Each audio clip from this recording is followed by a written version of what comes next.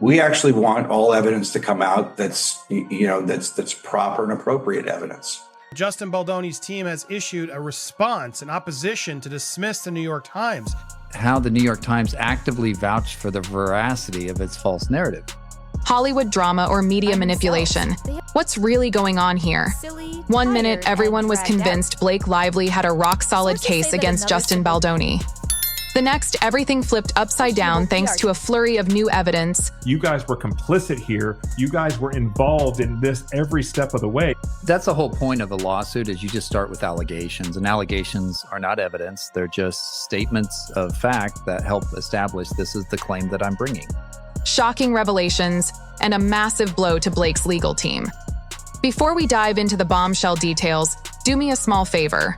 Like, share, and subscribe. Seriously, every new sub helps me buy yet another cup of coffee to keep these deep dives coming. The initial storm.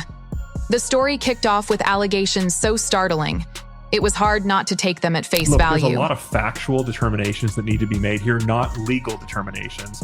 And because there's factual determinations, you got to leave it to the jury. You got to give a jury the property. Yeah, exactly. And so they're just saying, look, just let the facts decide. And the trier of fact in any case is going to be the jury. Unless it's a bench trial, then it's a judge. But this is not. This is a jury trial. Rumors of misconduct, body shaming, and other troubling claims swirled around Justin Baldoni. Accusations that came straight from Blake Lively's camp. For a moment, the media lapped it up, practically salivating over potential front-page headlines. Anytime a celebrity with Lively's star power speaks out, the news cycle ignites. Social media platforms went wild, moral outrage soared, and the case looked like an almost guaranteed knockout win for Team Blake. But that buzz didn't last long. Yet beneath all that hype, cracks began to appear, hinting this saga wasn't the open and shut story everyone thought it was. The cracks in the case. Enter Brian Friedman, the lawyer representing Justin Baldoni. They hired, meaning the Wayfair parties, hired a crisis PR manager who orchestrated a smear campaign against Lively.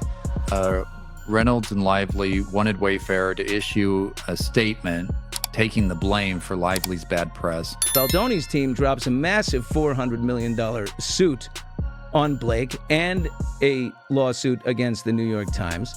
Then they publish 170 pages of perfectly documented texts and emails between all the parties that basically show Blake to be the aggressor. Here's the proof. So I think there could be some argument about whether it was leaked and shouldn't have been leaked and should they have the information or what it may be. But no matter what happens, this is a damning quote. He started sifting through mountains of documents and emails. The more he dug, the less he found in favor of Blake's claims. Sure, big headlines mentioned body shaming or harassment. But where was the proof? Day by day, Friedman uncovered inconsistency after inconsistency.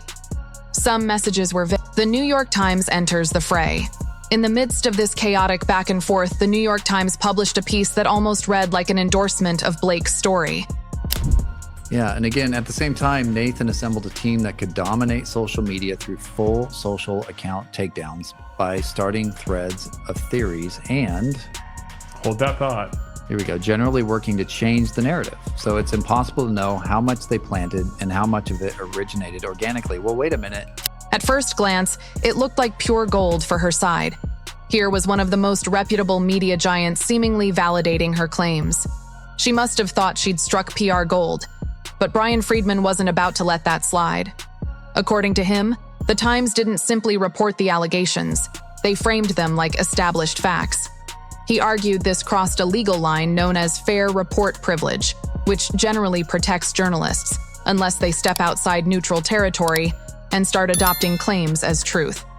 Suddenly, the Times found itself facing a motion from Friedman to dismiss their involvement or hold them accountable for, in his view, presenting allegations as proven. This suit against the New York Times is hard. Here is the clip in question. Now, this video, filed on Friday. Thank you to Citizen Journalist for putting it on easily accessible. This was part of the article. If that sounds bad for the Times, it was about to get even worse for Blake. The lawyer exodus. On Blake Lively's side, the first real sign of trouble was her lawyer, Meryl Conant, bowing out without much warning. Let's be real. Defending a case that keeps springing leaks is a nightmare. With each new revelation, it felt like the ground beneath Blake's legal team was turning to quicksand. A campaign to tarnish Lively after she alleged that Justin Baldoni, her co-star and director, and Jamie Heath, the producer, had engaged in misconduct while shooting the film. And that's what the New York Times is coming back and saying, look, we're not Blake Lively. We're not the ones making the allegation. We're just fairly reporting on what Blake is suing Justin and Wayfarer for.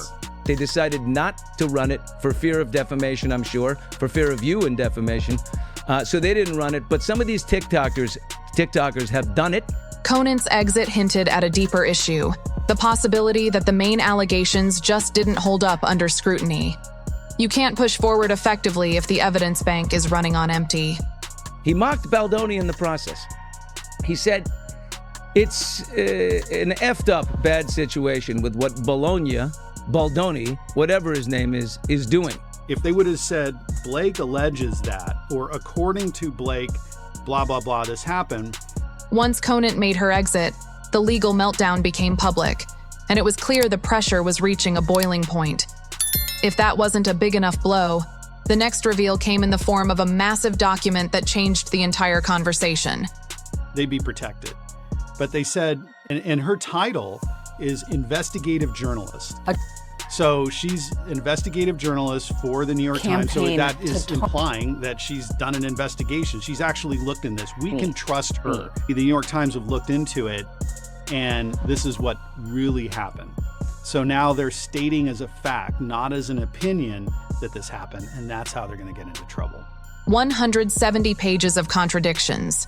Picture this: 170 pages of emails, text threads, and behind-the-scenes communications. It admittedly based its article and video on its reporter's review of thousands of pages of documents and expressly credited Lively's claims, framing them as having been verified by the New York Times' own investigation. All released by Baldoni's legal camp. The content? A systematic dismantling of Blake's claims. If they're supposed to be the bastion of journalism, right? But, if they had just said it's the opinion, would this have mattered? Will this factor in the fact that they did seemingly have this from? What first seemed like legitimate grievances began to look more and more like a carefully orchestrated narrative. This document painted Blake not as the victim, but as someone pulling the strings to control headlines. And so now they're saying, like, hey, we tried to fact check. We gave you the opportunity. Oh, you didn't respond. Oh, if you would have responded, we would have maybe thought of things differently. But hey, we just went with what we had, so we can't be sued. So this is what they're doing. It suggested her team leveraged media influence, possibly feeding stories to shape public opinion. The more pages you flipped through. So here's why he's suing them. It's super creative. They said, evening of December 20th, hey, Justin, here's all this horrible stuff we're going to print about you. You have until tomorrow at noon. We'd love to hear your response. He engages with them. He says, okay. The more it all seemed like a story built on half-truths, if not outright fabrications. And, as if orchestrating a media blitz wasn't enough, there was another legal dimension shaping up that could rock Hollywood's front yard: the fight over jurisdiction. And New York Times prints a story prior to noon with the partial information. And my guess is they were worried another outlet was going to hit this story. The jurisdiction tug of war. With the New York Times headquartered in New York, you'd expect the lawsuit to unfold in the Big Apple. But Brian Friedman has a different plan. Where you're talking about the Wayfarer parties over here, and it to me makes it sound like the Wayfarer parties did that. And again, if he insists California is where the real damage happened. Baldoni and the Wayfarer parties are based there, and that's where their reputations took the hardest hit. California law can be more plaintiff-friendly in defamation cases. That's the case. If you think that happened, investigate it. Do a series of articles. Let's see it.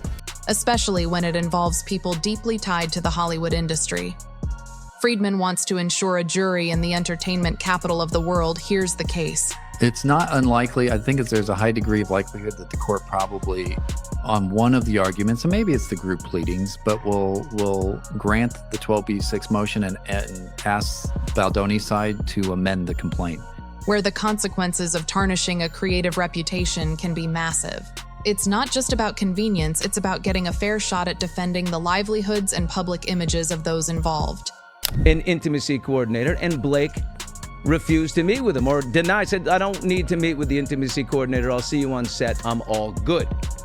So, then Baldoni is tasked as the director with going to break down what happened when he met with the intimacy coordinator so he could get her up to date on it all.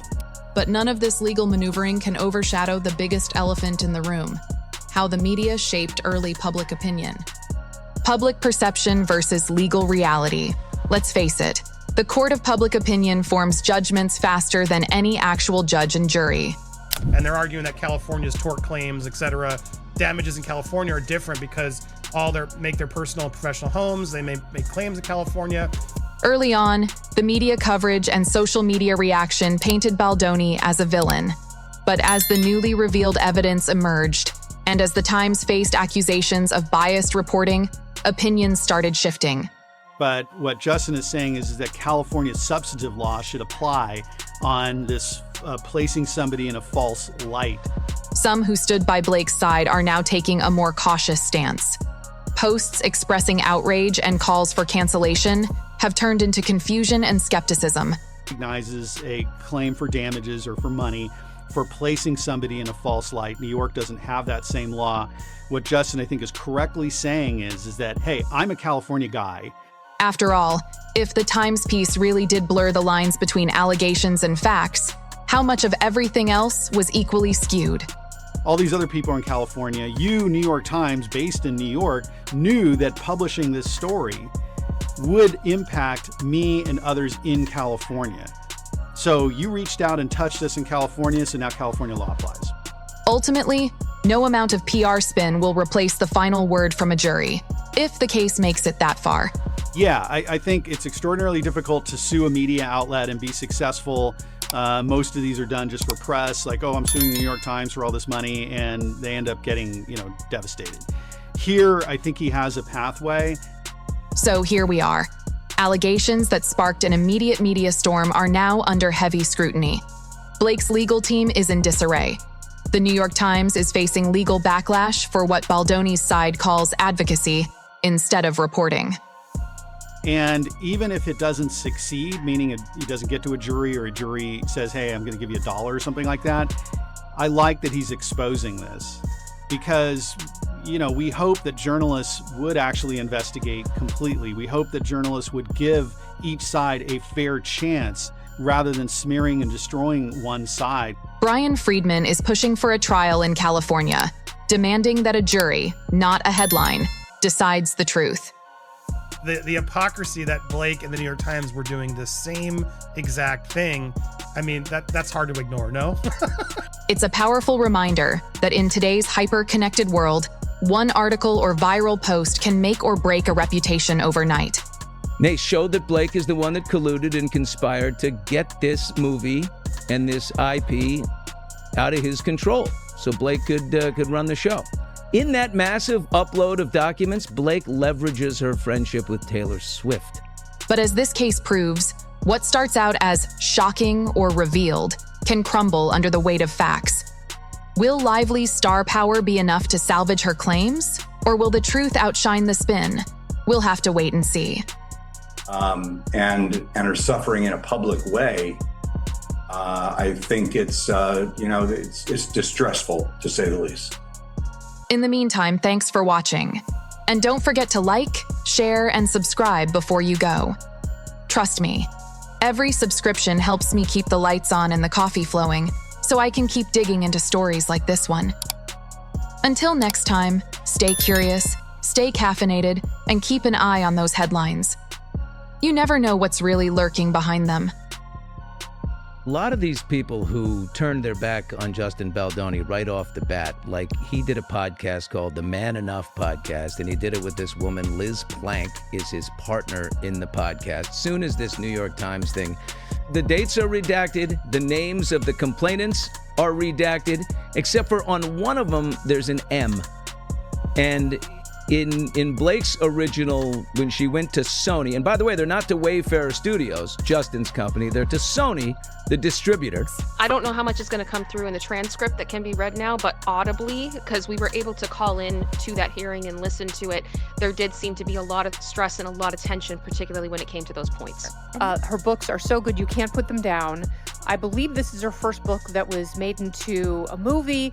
He read it. He wanted it to be like a serious movie about domestic violence. It felt almost like nervously so from her team of how much that clearly was the most important thing for them. It just, given what we're looking at and what's happening and the backlash and everything else, I can't imagine Blake's celebrity friends are happy that it's gotten to this point. Justin Baldoni's side argued that they think that she shouldn't receive any preferential treatment because she's famous, and we need to see all this information. We'll redact it, we'll keep it from the public, and they say, no, you'll leak it. And she, along with Sony, she wanted to build her brand, she being Blake Lively, and she wanted to be like florally, rom-com, I'm Lily Bloom, and I work at a flower shop, get it? So it is important in times like these to have a distraction. And that's why I want to personally extend my gratitude to Justin Baldoni and Blake Lively. The judge in Blake Lively's case just slapped down their psychopathic request. And the court said no. Breaking news, Justin Baldoni just got a big win, meaning Blake Lively got a big loss. The judge was calling both of them out. He was attempting to keep things being neutral, but there were definitely moments where Brian's arguments felt stronger than the other side. You are not able to hold a logical thought, but guess what? I, as a judge, I am able to hold a logical thought. So we're going to slap that down. You obviously cannot do that. Sony sided with her, and everyone's like, why did Sony side with her when he wanted the movie cut this way? He wanted the movie marketed this way because she is Mrs. Ryan Reynolds. So she was like, wear your floral prints and come see the movie, gals. Every day is Galentine's Day. And he made it very clear that some of the things that Blake was afraid of coming out in court were not things that Wayfarer was actively pursuing. We don't think we should have to present some of our text messages in discovery with our high-profile clients, that being Taylor Swift and whoever else. Some people say Bradley Cooper and whatever other friends of Blake Lively might get sucked into this. Blake Lively texted Justin Baldoni and was like, I know you haven't seen Game of Thrones, but I'm Khaleesi and I've got two dragons. The two dragons are, of course, her husband Ryan Reynolds and Taylor Swift. Attorney's eyes only designation to protect, as they term it, highly confidential information that could destroy the careers of the third-party people that are involved. What he was saying is, I didn't do anything wrong. Ryan Reynolds gargled my marbles, and here are the texts that shows just how much he loved me, which is really, great for him. The public is entitled to see different court papers. Everything's supposed to be public, right? Freedom of Information Act is supposed to be public. But in certain cases like this, sure. She sued him for harassment. The New York Times published basically all of the claims that she had made against him. If this were in the middle of the Me Too movement, he would have been canceled. And he's like, no, I didn't do anything wrong. Juries don't like liars. Trials are about credibility. It's intensely personal. It's getting more personal. They're going to discover more information that's going to make them angry. They're out to salvage their reputation, so there's not going to be an easy way to walk away from this and say, okay, let's just call it a day. So we kind of knew this was coming, didn't we? The collusion argument. I looked through every document, every email, every text message. This just in, Justin Baldoni's team has issued a response in opposition to dismiss the New York Times. And there is a bit of a smoking gun. It's intensely personal. It's getting more personal. They're going to discover more information that's going to make them angry. They're out to salvage their reputation, so there's not going to be an easy way to walk away from this and say, okay, let's just call it a day. We have to distinguish between the two, what a standard court protective order is and what Blake Lively's team is asking for. Lively versus Baldoni. How right-wing influencers are weaponizing the fight to take down #MeToo. This is the Hollywood meltdown you never saw coming. Judge in Blake Lively's case just slapped down their psychopathic request for 2.5 years worth of every message that Justin Baldoni and Justin Heath and the PR agents have ever sent to everybody, plus location data. We knew that was going to happen. Blake Lively obtained all of these text messages through subpoena. Okay, what's subpoena? You can only issue a subpoena if you have an open legal case. So you have to have a valid legal case. I can't just issue a subpoena to, the New York Times. So it kind of makes them look like they're trying to take that video now that it's out and kind of spin it in a different direction. They weren't the first to do this. It was Blake Lively, it was Ryan Reynolds. This was their strategy. And now they kind of want to put the genie back in the bottle. But guess what? The genie does not want to go back in the bottle. It just blows my mind how dumb Blake Lively's team is, and how just, I guess, egocentric, maniacal that she thinks that she can tell the world, you didn't see what you actually saw with your eyes. It's insane. This is the audio Blake and Ryan's agent seemingly didn't want you to hear. I wonder if you could tell us about a little bit of a mess that I gather you've been involved in. Oh yeah. I know where you're going with this one.